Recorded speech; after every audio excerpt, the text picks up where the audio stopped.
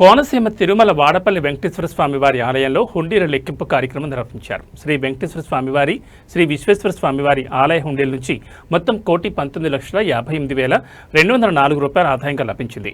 అన్నప్రసాదం హుండీల నుంచి ₹28,58,603 ఆదాయం లభించింది.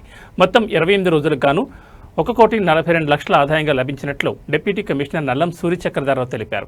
నగదుతో పాటు 23 గ్రాముల బంగారం, 670 గ్రాముల వెండి కానుకలు లభించినట్లు ఆయన తెలిపారు. మొత్తం 10 దేశాలకు చెందిన 46 విదేశీ కరెన్సీ నోట్లు సైతం లభించినట్లు తెలిపారు.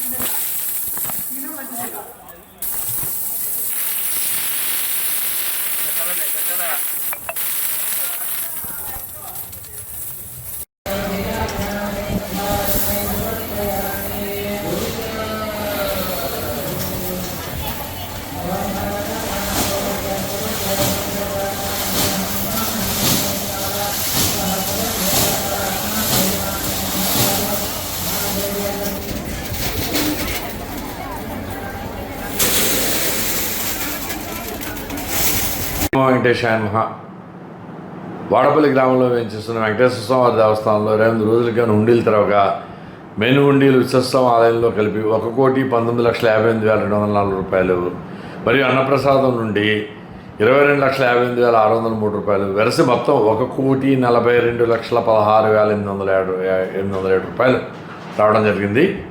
అలాగే 23 గ్రాముల బంగారం, 670 గ్రాముల వెండి రావడం జరిగింది. అలాగే 10 దేశాల నుండి 46 విదేశీ కరెన్సీ నోట్లు కూడా రావడం జరిగింది. ఇందులో మరి వి సత్యనారాయణ గారు, ప్రసాద్ గారు తనిఖీదారు రాజమండ్రి, డి సతీష్ కుమార్ పర్యవేక్షకులు కోనసీమ జిల్లా, B Kiran Kumar third grade కూడా పాల్గొన్నారు. వీరు కాకుండా గ్రామస్తులు, పెద్దలు, అలాగే పోలీసులు